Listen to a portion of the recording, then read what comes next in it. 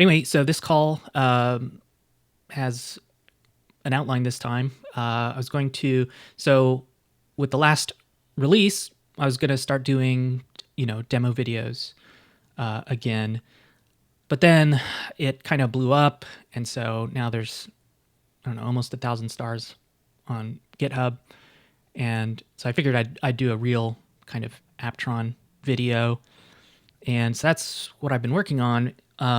And I haven't done visuals for it, or the slides really, but I have the script, and a lot of it's just showing stuff anyway. So what I wanted to do here was give a sort of preview of that talk to get some feedback, specifically where extra visuals would be helpful. And so that'd be great. That'll be like 20 minutes, I think, is runtime for that. And then we can quickly kind of go over the current sprint, where it's at, point out some specific issues or discussions that are going on, talk about the roadmap real quick, and then do these 5-minute lightning talks. And then that's pretty much it. I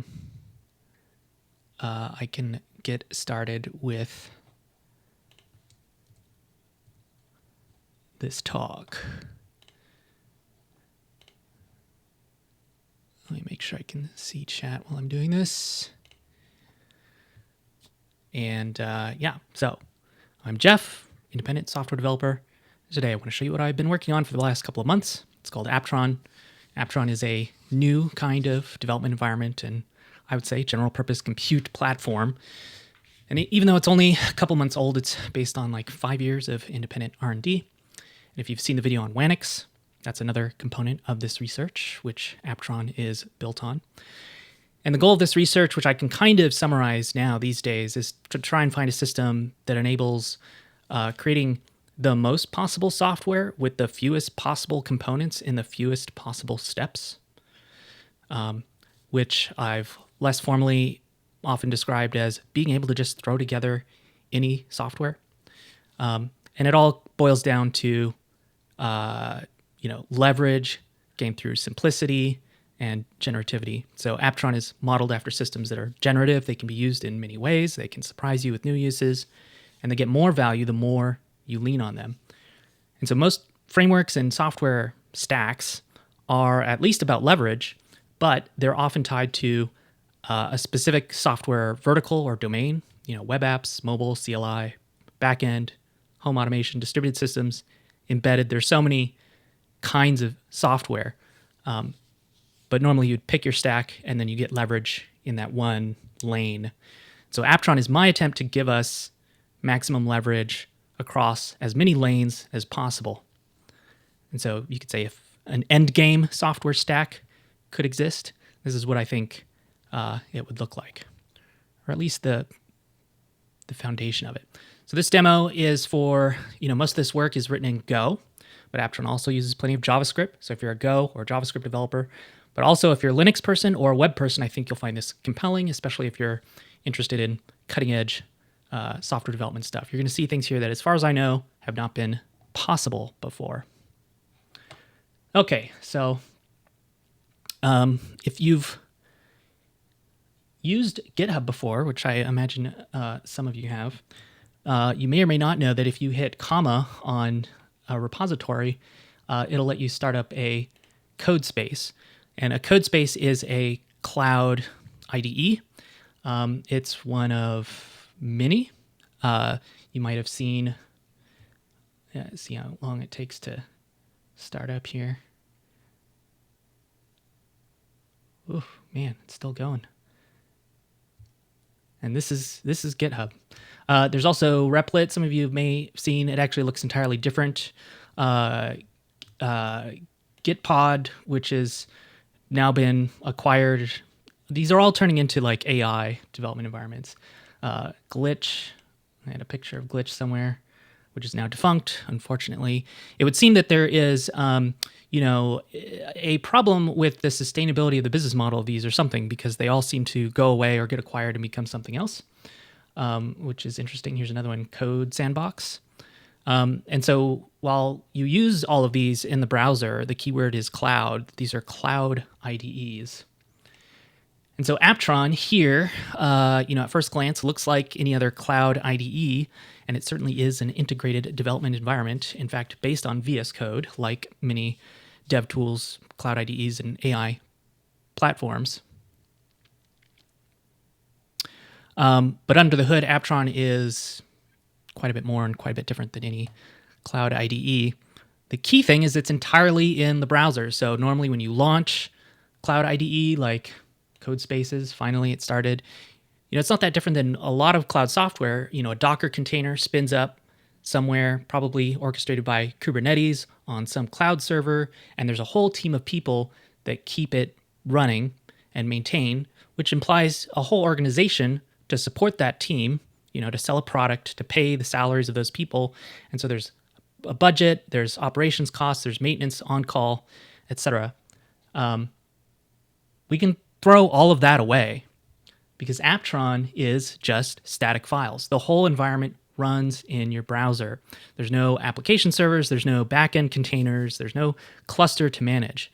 And so this is more than just, like a technical feat and dramatic simplification. It completely changes the economics of providing this kind of software, as well as software built with it. But because the main thing is that static files cost effectively nothing to distribute at a global scale. And there is one piece of cloud infrastructure to Aptron, which I'll explain later, but the core system doesn't depend on any kind of application or backend server in the cloud. So you can't see the difference here. It looks like a cloud IDE, but it's actually just a static web page with a whole virtual computer running Linux, running inside your browser. So the implications here are pretty big across a lot of things: cost, ownership, longevity, accessibility, scalability, portability, hackability. These are all very different when the platform is just static files. So there it is, a real Linux running here in the browser, based on Alpine Linux, using a custom fast Linux kernel entirely in the browser using WebAssembly. This means it has the potential to run any software stack that runs on Linux, so it's a true polyglot environment. And since Aptron is written in Go, the Go systems language, we've made sure that the Go toolchain can run in Aptron. Let's see, Go build main. And Aptron is actually the first and only browser environment that can run the full cross-compiling Go toolchain. So this means that you can compile over 40 operating system and architecture combinations from the browser. And yes, it's much slower than running Go directly on your machine by an order of magnitude. But of course, you're running in the browser, running in WebAssembly. But we've gone to great lengths to make it as fast as possible in current browsers. In fact, I would challenge anybody to get Go running faster than we have in the browser. So under the hood, some of you already know this, the Linux environment is powered by v86, a fast x86 to WebAssembly JIT. So it runs 32-bit x86 code. And this is a deliberate trade-off because 64-bit emulation in the browser is quite a lot slower. The surprising thing is that the x86 Go compiler, which is the one that we're using here, is comparable in performance to the Go compiler directly in WebAssembly, which is kind of what I originally started with, was Go could compile its own compiler to WebAssembly. But here we're just using the x86 one because it's actually even slightly faster, which is a little surprising. So while 32-bit x86 is considered deprecated in mainstream computing, it continues to power many embedded systems. And it's, especially in this case, I think it's helpful to think of the browser as an embedded platform. Hence using Alpine Linux, which is known for powering small containers and also embedded devices. So it continues to provide excellent coverage of 32-bit packages. A lot of stuff you can't, some projects don't even maintain their own 32-bit build, so Alpine does. So you can install and run any of the 30,000 packages from the Alpine package index. And some of you may have seen the Wanix demo, but we can also run WebAssembly binaries directly on the command line, just like any other executable.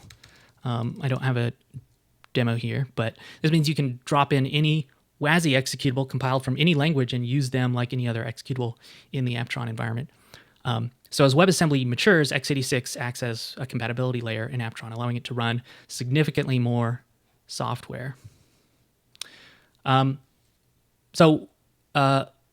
Being able to install packages for Linux or for Go or any language, anything that has packages, is sort of critical for a productive, useful environment. Unfortunately, browsers can't open raw TCP sockets to the internet. You're limited to HTTP and WebSockets for now. And even though you have those, that's even constrained by the browser security model, cores and stuff. So Aptron uses kind of an optional gateway to give it a virtual network with full access to the internet. And so this gateway can be run anywhere. We run ours on the cloud using Cloudflare containers. But somebody could also build it into a browser extension. The eventual desktop version of Aptron would have it built in there. And Aptron environments will always work as a fully local system without networking, but when you do want network access, you need this gateway. But since we have this one piece that we have to run in the cloud, we might as well get the most out of it. So we also use it to provide tunnel endpoints. So to explain that, when a new Aptron session connects to the gateway, it joins a virtual network. You can see it just use DHCP, virtual DHCP, to get the cloud. Sorry, Ethan, the cloud component is a gateway to the internet. So it can't connect to arbitrary IPs directly, but through a gateway from the browser, you can. And then everything else runs in the browser. So this session IP is a virtual IP, and it's routable from other sessions on the network. So it's a whole kind of VPN. So it's sessions talk to each other over standard network protocols, which is kind of fun. You can run servers and connect to them in other tabs, etc. And what's more is whenever you listen, actually, let's do apk add Python 3. So you can install packages like this. You have to the environment does get reset. There's a special way to get things to sort of be installed permanently, like modifying a Docker file. But pretty much anything that you run that listens on a port. So if we did the classic Python 3 HTTP server, and specifically tell it no IPv6, Aptron actually monitors to see when things are listening on a port, and it automatically gives you and prints out a URL that you can then go to. And so here I'm serving up this directory from inside my browser. I mean, I'll leave this running, but I can give the link here, and hopefully it works for you in chat.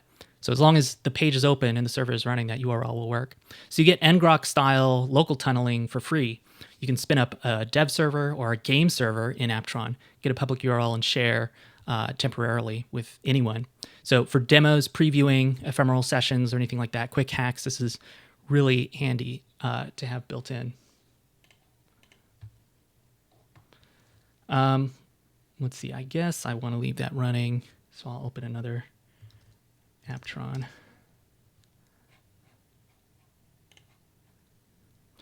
So environments, they reset with every session, similar to running a Docker container. It goes back to the image that it started with. Storage durability comes from mounting persistent file systems.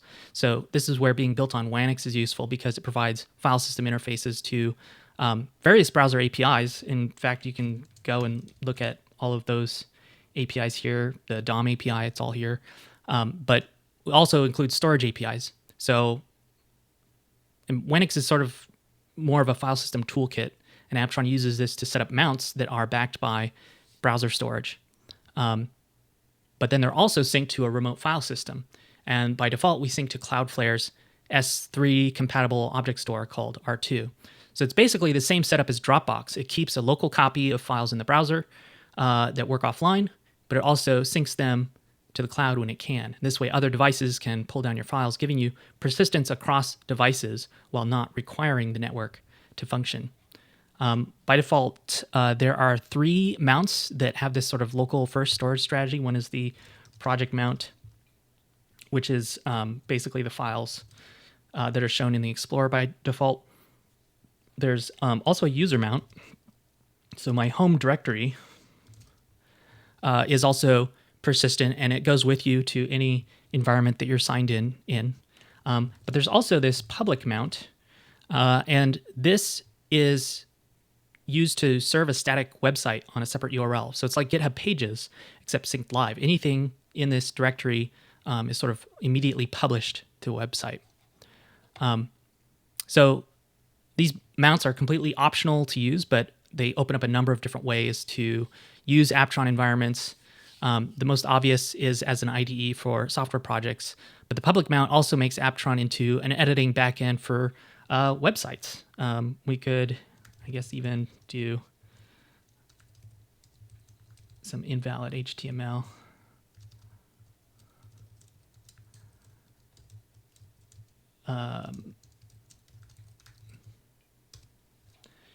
And the URL for this. You can also use this publish UI. And so this is a static site that persists even when your Aptron environment is no longer running. And actually the share button, it provides a number of ways to make these environments even more useful. Let me see. You have a question from Adam? Yeah, is the one tab, one VM model an intentional architectural choice, just something convenient for the UI? I think service workers have a life cycle separate from tabs. Service workers, yes, actually, that is true. I think because you can actually set up new VMs in this environment. This is sort of like the default system VM, but you have a way to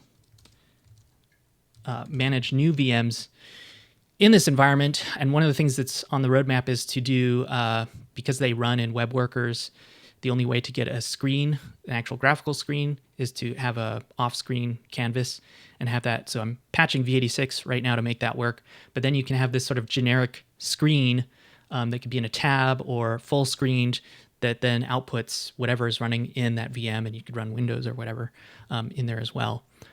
But the idea of using the service worker for a persistent virtual machine is interesting, but I think that's more something that a user could end up doing if they need it.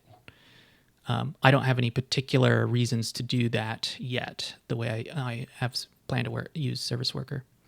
But anyway, I wanted to cover some of these basic share things. Obviously, I guess we didn't deploy the fix for this. But you can make an environment private, and then nobody else can see it. You make it public. People can go to the URL. They can run the code or whatever you have running. They can interact with it. They can make changes. They're not persisted. And so this is great for demos or teaching or interactive posts or whatever. And when kept private, only you have access. Embedding. Man, I should deploy this because this is. I'll deploy it after the after this call. But embedding, normally there'd be an iframe embed there. Right now, it's literally just an iframe of the environment. But the vision here is to let you customize views of your environment for embedding.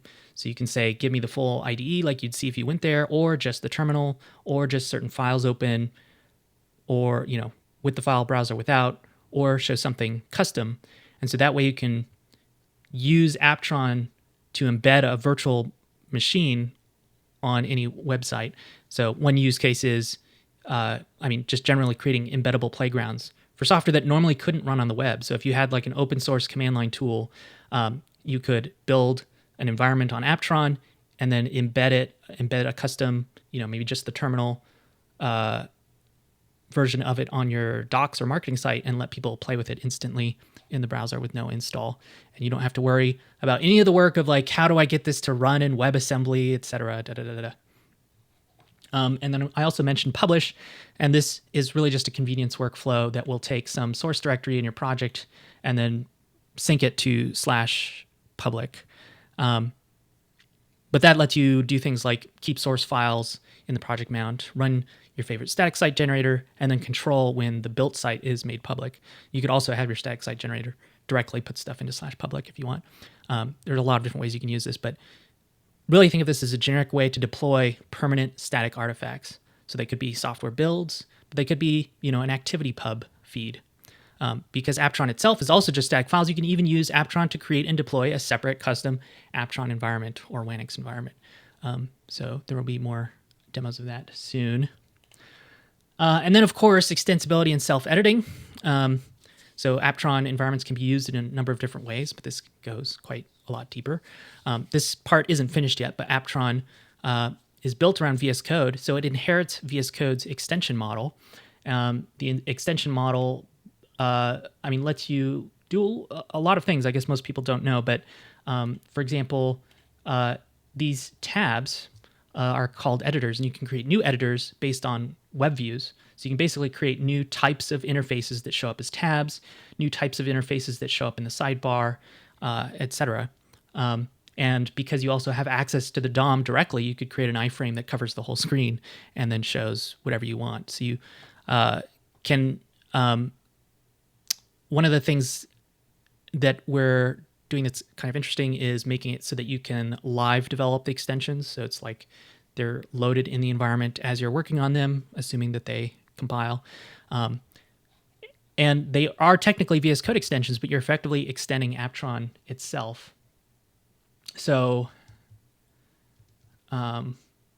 if you wanted to turn Aptron into something else, you turn it into a video editor, build a game engine, or do some domain-specific tooling, you can do that with Aptron, and then you get all of the benefits of this malleable environment. Like the legendary Smalltalk, Aptron is a malleable environment that comes with all of its own development tools. So you can and should repurpose it to become whatever you want.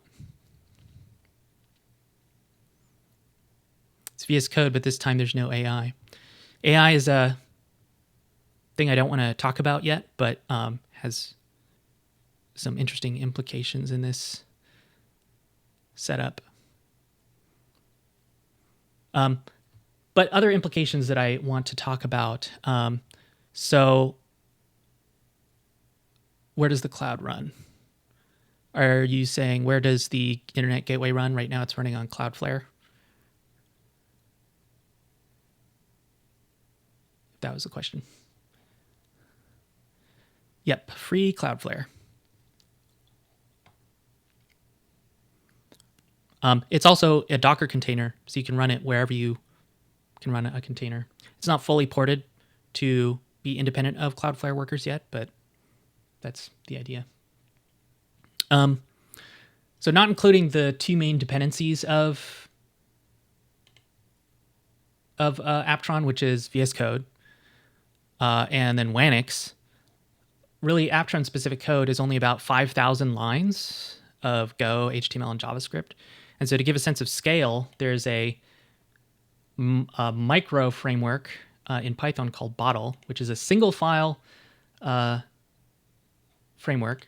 And that file is just under 5,000 lines. So Aptron is in the same ballpark as this, but it enables quite a bit more, including running Bottle. So when something is small and simple, which is, very intentional in the sort of like research, what I'm trying to accomplish here, and hopefully, provide not just tools and examples of, but how to build stuff in this way. But when things are small and simple, you can understand it, you can hack it, you can extend it, you can afford it. So Aptron is small and simple because it's meant to be yours both inside out and out. So it's like the source, because you can edit Aptron within Aptron and even redeploy itself, like it's all yours. So the way it's built is simple enough that you can do that as well. So this is very similar to what I had in mind, over a decade ago with Doku, which now has a fancy website and all of this stuff because I just handed it off to someone to maintain. But it was originally just an early demo for Docker it was basically a Heroku clone in 90 lines of Bash. Now Doku's more than that, but it's very sort of modular. It was originally 90 lines of Bash, and then that became Doku, which for a brief moment was more popular than Docker. But what made Doku so popular so quickly, it wasn't just how simple and hackable it was. It made Heroku deployment more affordable, because Heroku was expensive. Even at the low end, you had to pay $7 a month per dyno just to keep one process alive. Meanwhile, you could get a $5 a month VPS from DigitalOcean and run, however many processes you want. Doku gave you a compatible single-host Heroku experience on that $5 VPS. So a lot of people liked it because they could self-host and it was cheaper. So it saved people a few dollars. But Aptron kind of completely changes the economics. And this is a difficult comparison, but bear with me. On the one hand, you have the $5 a month VPS, which is the cheapest, general purpose Linux system compute on the cloud that you can get. And for a simple website, that $5 a month VPS will max out around like 2 million visitors a month. But then you have Aptron giving you, also general purpose Linux system compute in the browser, which can be served as static files on Cloudflare, which would support roughly 60 million visitors a month for free. And then if you want more than that, it's 35 cents per additional million. And so already that's an insane difference.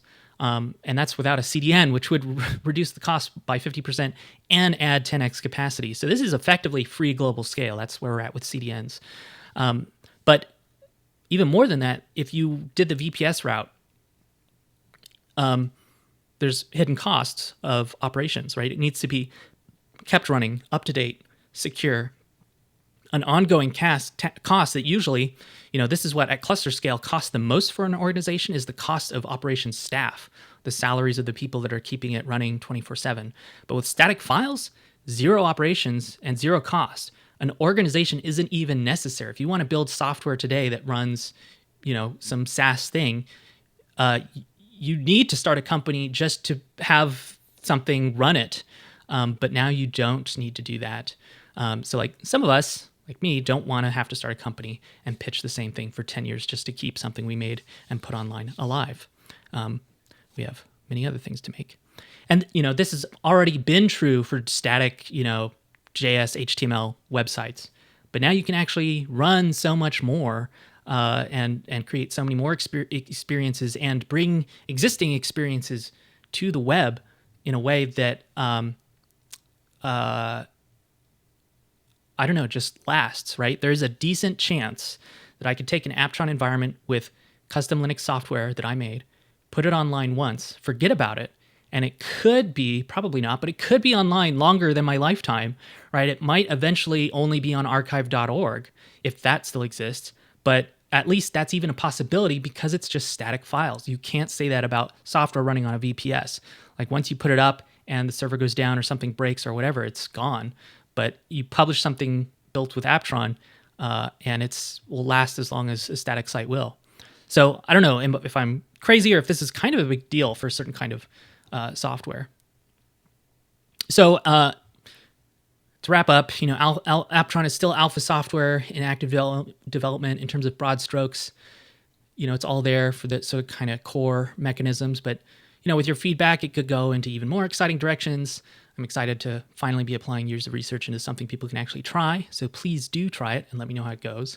Turns out Aptron is also a great platform for everything else I want to share from my research. So stay tuned for more. We have these monthly calls on Discord. Discord is also a great place to ask questions and give feedback, at least until Aptron replaces Discord, which is a very real possibility. And then, I want to thank GitHub sponsors for attempting to prove that a sustainable way to build software like this is possible.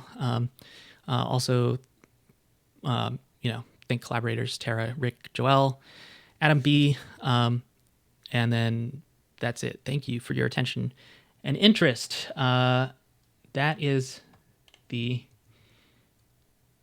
preview.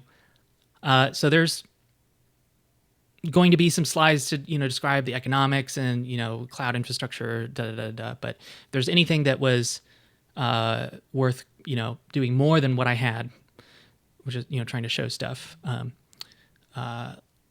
leave a comment here. Let me know. And if you have any other feedback, let me know. That was sort of a little bit more of an interactive version, so it went a little bit longer. You see there are a few questions. Let's see. Free Cloudflare, is the custom VS Code extension development already possible or something is missing?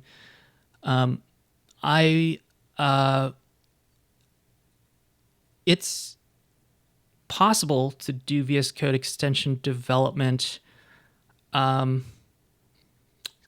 that's, I think, different than doing Aptron extension development, which would be more integrated. I think, and especially right now, doing VS Code extension development using, for example, ESBuild, you can do extension development without Node.js, which is more ideal in this environment in particular. But in theory, it can run the whole stack. Luckily, TypeScript compiler is being ported to Go, so it will run in this environment much better soon. In fact, already, but I haven't tried it. Could Aptron apps be ran headlessly outside of the browser? That's interesting. There are a number of ways to think about that. I've thought of, for example, built a prototype of a Docker container that runs Chrome, and when requests come in, a tab is opened, and it's, I've done these kinds of systems where the backend is the browser, which has some cool implications for, like dev tools for the backend and stuff like that. This Aptron environment is really kind of browser oriented, but you could do a headless version by doing a web view, a headless web view. And actually the desktop client version, which will include a CLI, will probably let you do that kind of thing. But what's more is, in either case, whether it's sort of run headless or in an iframe or embedded or whatever, through post message, there'd be a way to almost effectively SSH into the environment and interact with it, regardless of how or where it's run. Does Cloudflare's Wrangler run in Aptron yet? I haven't tried it, but it would be worth trying. It should, but it might not. WANX demo, big deal, crazy, but also can tabs talk to each other via the network without the gateway? No. Can I run a real-time OS? It's actually up to your system. I'm running an M3 right now, and so I imagine, there is sort of a computers are getting faster, so the fact that things are slower in the browser is kind of slowly going away. And at least right now, it's the point where it's things are actually usable, even at the speeds that it gets. USB device. USB is interesting because there's web USB, and there's sort of the possibility that we could, one, create a Plan 9 style interface to web USB, but then also potentially have a Linux driver expose it as a USB device in Linux, so that software that normally works with USB. I don't know how well that works. I don't know the parity of web USB and normal USB, or if it's a subset and it'll work for certain things. Yeah, I know Andy's asked about it a lot. Okay, is there a way to get a second terminal within one VM? Second terminal, I don't think so, actually. That would be a good thing to add to the GitHub issues. Okay, so I wanted to hopefully get through this by noon. We have 15 minutes. We have 2 lightning talks to get to, but really quick, sprint status and what we're doing right now. Where is it? We're working on the 0.7. it's mostly just kind of polish and fixing bugs. There's just a lot of little things and trying to make it ready for people to see it and try it. In fact, Joelle, I mean, we originally planned to do this, but now when you, oh, is this broken? Cool. I like that. You could try running it locally. Does it work? Does it look? Is it just? What is production just broken? Maybe. If you create a new project, there is sort of like a README or a welcome file that's open. So that means that it's, it explains some of the stuff that you can do with it. Publishing a file, using Go, using the tunneling, some info about the environment. So it's almost good enough that you can just like give the URL to somebody and have them make an environment and play around. But yeah, we had some, usually releases, we try and have like a headline feature, some new user thing. This time it'll probably just be like a lot of things are fixed. There was one issue. Lajos submitted this one. Symlinks are kind of wonky. This is actually a good one that if somebody wanted to get into the source code, getting into Wanix, this would be a good one to figure out. And then there's a couple of other file system quirks that prevent certain things from running, and hopefully those will be fixed by 07. There's also in the GitHub, there's some discussions. What language should be supported next? You should all contribute to that. I'm starting to put some challenges in here. So there are a lot of things that I want to build a demo and show off, but there are some other things that are, it'd be fine if somebody else wanted to do it and figure it out. For example, getting a web browser to run within the Aptron environment to see what you could do in terms of browser automation, etc. And in terms of roadmap, keeping an eye on our discussions, but I'm trying to transition to RFDs or requests for discussion that I would post to GitHub discussions. So that's another reason why that forum is important, where I'm going to try and just sort of do a design dump of what I'm going to do to get feedback and stuff before getting into working on it. And so I have these that I need to write out. Some immediate ones is screen support for v86, because that would open up a lot of interesting things like running games. And by the way, the networking works for most games. So you can create multiplayer Doom, multiplayer Roller Coaster Tycoon. Another one that I want to think about is more of like, what is the gist equivalent for an Aptron project? I'm thinking almost like shells.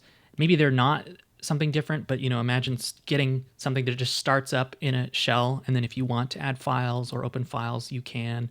And then maybe there isn't persistence, so that's kind of, what's the difference between a shell or a throwaway environment and a project? Live extensions, like I said, trying to get that in there so that you can get the extensibility stuff in there, the malleability. And then there's kind of next iterations on some of the stuff that's already in there. For embedding, I mentioned all of the being able to customize what's shown in your embedding, potentially wrapping the iframe with a web component just to kind of make almost like a toolkit for then defining files that can be injected into an environment, so that embedding is more than just taking a standalone thing, but you can actually program it by giving it files in the host page. Sharing, when it's private, being able to get collaborators, but that means permissions, and so that's going to, is trickier than most people think. So working that out on paper first will be important. And then publish, is a really cool feature, this the slash public. And so, some obvious things being able to supporting custom domains. But some of the kind of unique direction that I wanted to do with it is kind of have almost a built-in PWA support and stuff like service worker, so that you can just make a thing, a normal static site, and it would automatically kind of know how to cache it all in a way that will work offline. So it makes it sort of transparent to just make a site that works offline, which then makes it, a great platform for any kind of local first thing, but just generally seems like a cool thing. If so, if you have ideas, directions to explore, let me know. You can submit a issue or discussion or something like that. A path to Aptron on Aptron, that's sort of implicit in here. We're trying to work that in. Part of that involves figuring out what the actual form factor for Wanix will be. Because really, I think most of the time you'd use Aptron to set up environment that would then just run Wanix a lot of the time, and not need a full Aptron environment. But then, yes, you should also be able to deploy Aptron from Aptron. So that's the roadmap. We're gonna do some lightning talks. Should be 5 minutes each. In fact, I'll give you a 1 minute warning. But who is ready first, Adam B or M Good? Oh, M Good wins.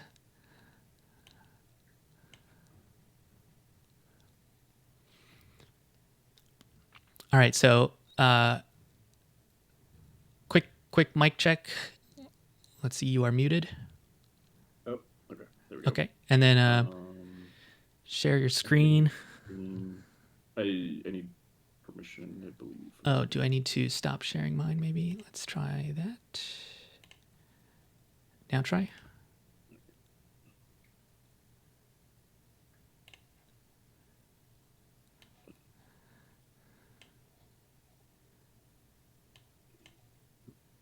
Whoa. Infinite Discord. Yep, that happens. All right. Yeah, let me know when you're going to start, and I'll start a timer. If you're good. Sorry, let me move this to the screen so I can actually. Okay. Yeah, let me know if I need to make anything bigger, but I think I can start from here. So. Cool. Yeah. So just for this demo, I'm kind of starting from just a few blank markdown files, and this is the web app here that I've been working on. I'll do some stuff in Obsidian just to make it a little bit faster to edit. But so to start, there's just some live markdown, but most of this is around Sparkle and RDF and some things that I've been working on for doing like RDF markdown files, basically, which I don't really have time to get into too much, but just showing like I can query some stuff and I see, all right, so I can see stuff about files in this folder that I'm working with. So I'll leave that up so we can kind of see what's happening as I add some things here. So I'm gonna start by adding something a little bit more specific that I want to get the file path for these items. So I have like a little bit more structure here now. And I'm going to turn that into a board view so it's a little easier to see.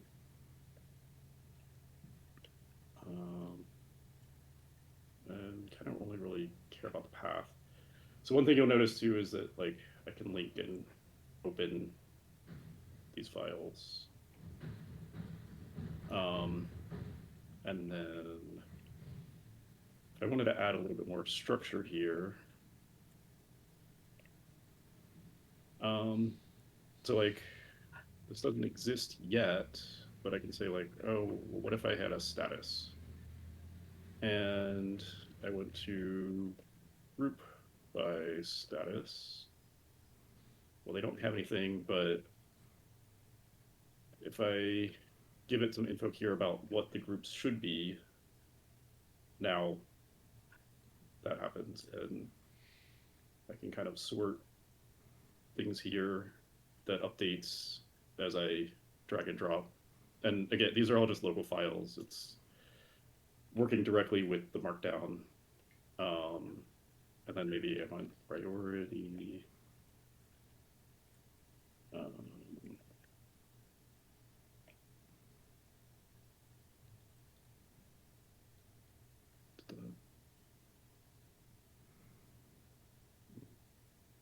Um, There's 2 minutes left. Do you want to answer any questions while you're finishing here?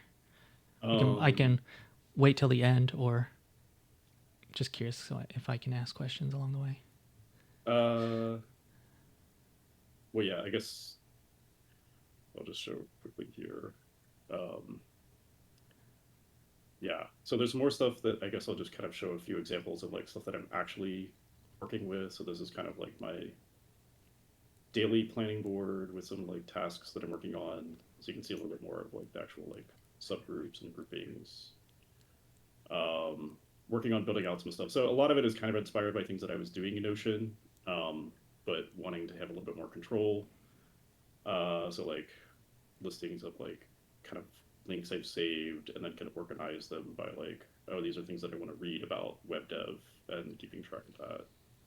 And this one, it's not really easy to tell from here, but showing augmenting it. So one of the powerful things with like the RDF2 is like being able to link to like external resources. And so this is something I'm working more with too, is like being able to like pull in data from like federated queries like across multiple data sets and not just the local files. So all right, so that's basically all I had to kind of, so if, yeah, like a question.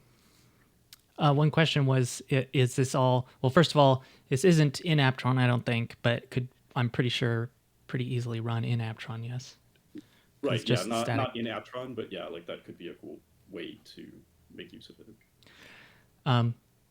This is, a lot of people I know are interested in these kinds of Notion, like Obsidian kind of things. Treehouse was one that we worked on. It'll probably end up in Aptron as well.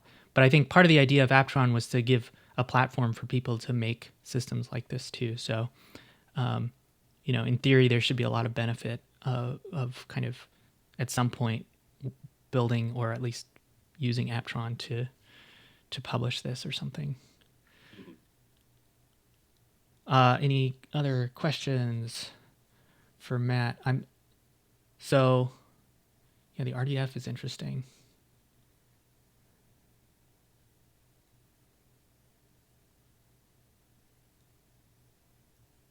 Anyway, I'm gonna think about that more, and I'll talk to you. Yeah. But cool. All right. Let me see if I can. I can't kick you off the screen. Oh, I guess I could kick you off as a speaker, but moved audience, and then Adam. Yeah. Oh, you got him. Okay, cool. Audio okay? If it could be a little louder, that would be nice. But I believe we can hear you.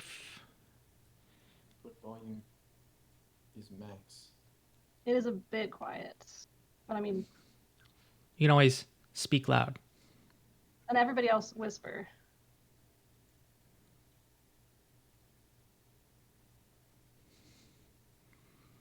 He's probably messing with the settings now. Yep, I made a choice that did not help. Okay, you can just speak up. All right, share your screen, and then let me know when you want to start.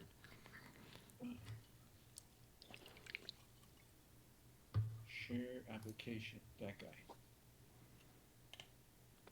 Okay, so this is a small... And because your screen is vertical, it's going to be smaller for us, so if you could enlarge it as much as you can. Oh, that works too. Cool. Thank you.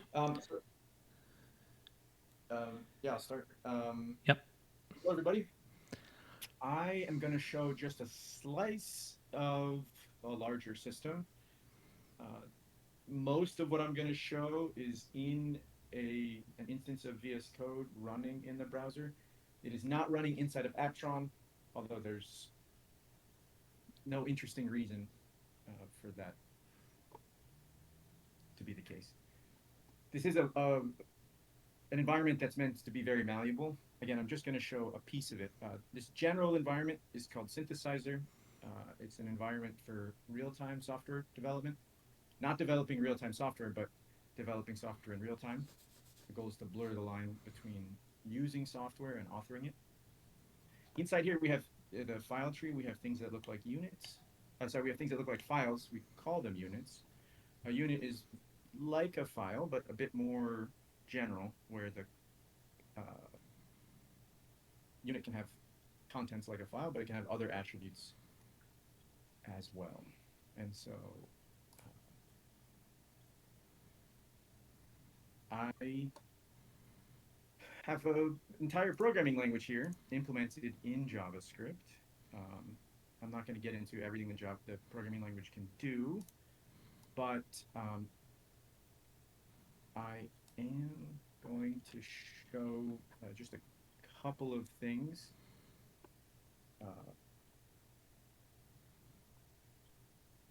Probably this most interesting one is this menu here. Is a default VS Code menu, and I've added this item here called new context. And what this does is it calculates all of the dependencies of whatever you've selected, and then gives you a markdown file with helpful headings. This is a big dump of basically the transitive closure of everything you need to use the programming, to implement the programming language and make sense of it. But you can also grab much smaller slices of things this way. You know, if I want to just grab, I want to see, oh, this doesn't have any external dependencies. So it's sort of like an export. It's sort of like an export. The actual purpose of this is to grab a set of fully interrelated files and go and have a detailed design discussion with your favorite artificially enabled intelligence. And it's a really nice basis. It's just, you just get a markdown file out. You can edit it. You can do whatever you want. I haven't seen a lot of like sort of simple ways to do this. I'll show that this technically works for any thing inside of Synthesizer. So here I have each of these sort of roots are like another sort of object, a self-contained object in the system that can have all of its own units. So here we got this logic programming language. I've gotten a reference to basically this, and then I can ask for what are all the dependencies of this particular unit. 1 minute. We've got these two dependencies, which you can see it parsed. Oops, it parsed by parsing this. So this is an example of sort of deeper integration at the system level of concepts like dependencies. This system is actually also live, so if I wanted to use a small program here, this is again a logic programming language implemented in JavaScript. Showing a very, very simple example. This system I'm interacting with in my browser dev tools is the same system that's implemented here. So if I were to make changes here, I would see them in the system as I interacted with it. All right, that's all I wanted to. I'm happy to answer questions if you have. Yeah, it's very abstract, and here's the system of my system. It is, but there is some cool stuff. Like I wish I wanted to see more like using the logic language and stuff. I guess you showed one example, but There is a whole README here. If anyone here speaks Prolog, these are all the things that you can write in Prolog, and here's how you write them in JavaScript. I suppose I didn't say very much about the logic language itself. You write normal programs that look like JavaScript, but you get Prolog-like semantics. You don't actually have to know Prolog, but again, if you were conversing with a language model, having this little Rosetta Stone is actually quite helpful in the system. I've actually found it to be a really, really satisfying experience to write logic programs in raw JavaScript. This actually has a lot more features in it than standard Prolog does because JavaScript is so well developed. Yeah, this is cool. Do you, how would you describe why you're taking, because it's interesting, Matt also had RDF, you're doing Prolog, this kind of, what is sort of the inspiration for doing this kind of logic approach? Well, you made a really nice point about you want to get as much out of the system that you're building on. And there are just so many programs that I find myself writing where I have, I want to do a search. I've got to, keep track of what to search next and what I've already visited. Or I've got this criteria. I'm doing some filtering. And having a programming system that is based on logic, all of that is actually built into the semantics for you. So this system supports pluggable schedulers. You can just write what your solution looks like, and it will